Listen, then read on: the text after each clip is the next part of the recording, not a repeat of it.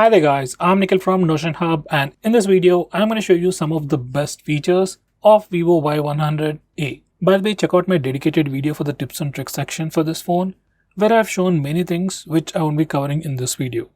So definitely check it out, link will be in the description. With that said, the most highlighting feature about this phone would be its performance. This phone comes with a Snapdragon 695 5G processor with Adreno 619 GPU. In terms of performance, it can't be compared to other phones in this price segment. It offers great performance for a normal user, and even if you like to play a lot of games, it offers good enough performance. Next best thing about this phone is its display. This phone actually comes with a 6.38-inch AMOLED display, 90Hz screen refresh rate with Full HD Plus resolution. As it's an AMOLED display, colors look vivid, brights are bright and blacks are true blacks, and the sunlight legibility is also great. For normal usage, obviously the display is great because of better sunlight legibility, but the display is specifically better for watching videos and playing games as well. Next, this phone also comes with some great cameras. On the back, it has a triple camera setup with a 64 megapixel primary camera, and for selfies, it comes with a 16 megapixel camera. Next, this phone also offers pretty good battery life.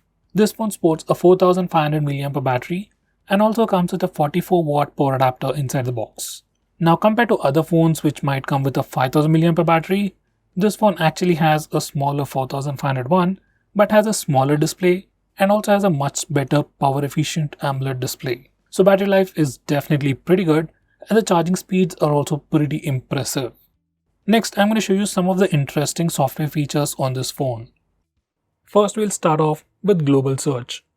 Now, this particular feature is enabled by default, and whenever you're on the home screen, you can just do a swipe down gesture to go to global search. Now from here, you can search everything on your phone. You can search for applications, contact names, messages, files, and even settings. This feature is actually pretty similar to the one you can see on iPhones, and it also works pretty well.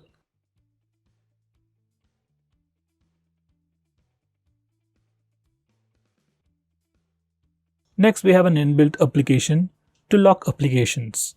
Now for some security reason, if you want to lock applications, net banking applications, or in some cases if you want to even lock games, you can do that using this feature. You just need to go to security settings, app and encryption.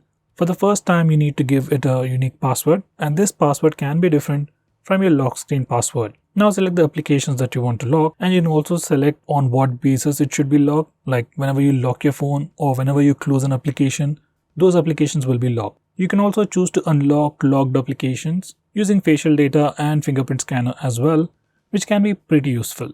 Now once you have configured all this, you can open any locked application and it will ask you for a password. And if you have already enabled fingerprint and face unlock settings, you can also use the fingerprint scanner or face unlock feature to unlock a locked application. As this is an inbuilt feature, it works pretty well and it's pretty secure.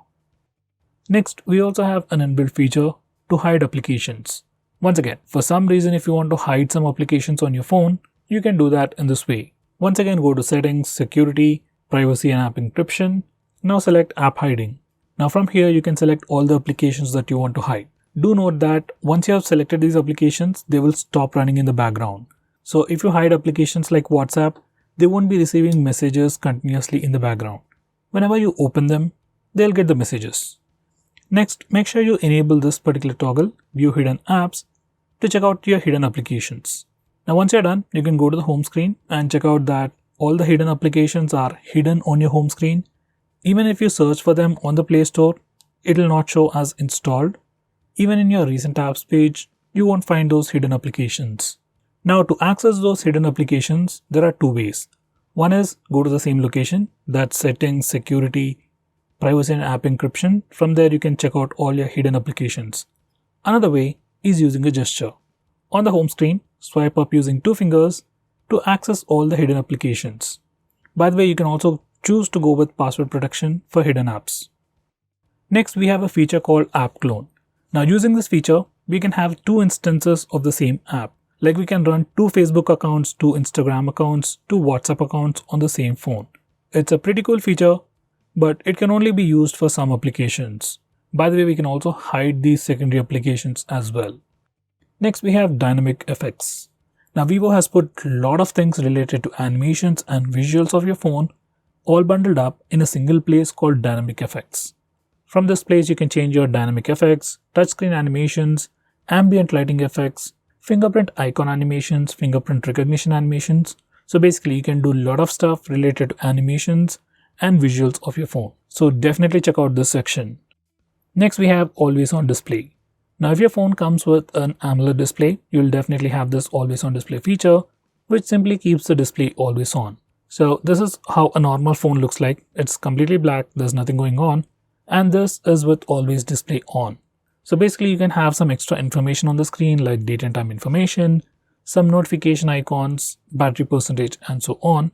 So all this information will be always on even when your phone is locked. So you can enable this feature from here, and you can also configure things like you can change the clock style, display mode, and you can also choose the notification settings for the Always On Display feature. Overall, it's a pretty good feature. Next, we have one-handed mode. Now, once you enable this feature, you can just swipe from the left side or right side of the screen, like twice in this way, to enable the one-handed mode. Normally, the phone's display is definitely pretty big for single-handed usage. So in that case, you can just enable the one-handed mode and use it like a smaller phone. Next, we can also automatically record calls on this phone. Now to do that, you just need to open the phone dialer, go to phone settings, and you have the phone recording option. From here, you can choose to record all the calls automatically on your phone. By the way, this particular feature is available in India, but might not be available in other places. So if you are not able to find this option, use a third-party application. Next, we have game mode. Now once you enable this feature, whenever you are playing a game, you can access a game panel from the left side corner. You can just swipe it and it shows up, which gives you lots of options. It gives you options like auto brightness locking, taking a screenshot, we can record the video, we can open applications in pop-up windows while playing a game, which can be pretty handy. And most importantly, we have pretty unique features which are available only on this phone. For example, we have 3D vibration with 3D surround sound. Now this particular feature is for games like PUBG and Call of Duty, and once you enable it, your haptic engine works in sync with the game. Like whenever you shoot with your gun or you get shot, you get a haptic feedback on the phone, which can improve your gaming experience. Next, we have some super fancy gestures. First, we have double click to light. Once you enable this feature, like instead of pressing the power button to go to the lock screen, you can just double tap on the screen to light up the screen.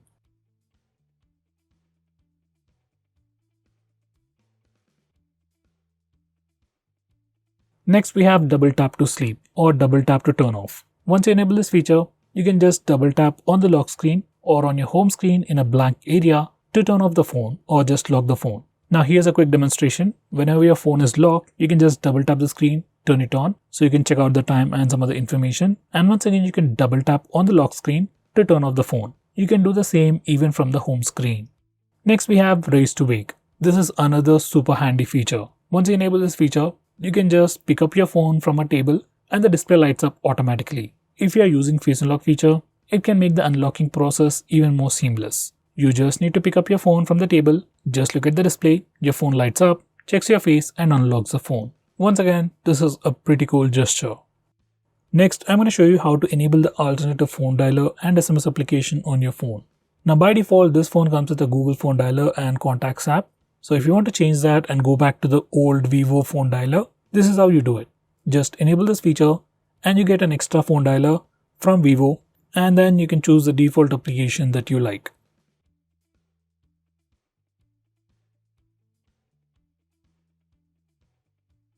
So guys, these are the most important things that you need to know about your phone. By the way, if you want to know about all the software features offered by your phone, do check out my playlist where I explain about each and every feature available on your phone. So guys, that's pretty much it for this video. Thanks for watching. If you're planning to buy this phone, use the link in the description. It always helps the channel. With that said, this is Nikhil signing off. See you in my next video.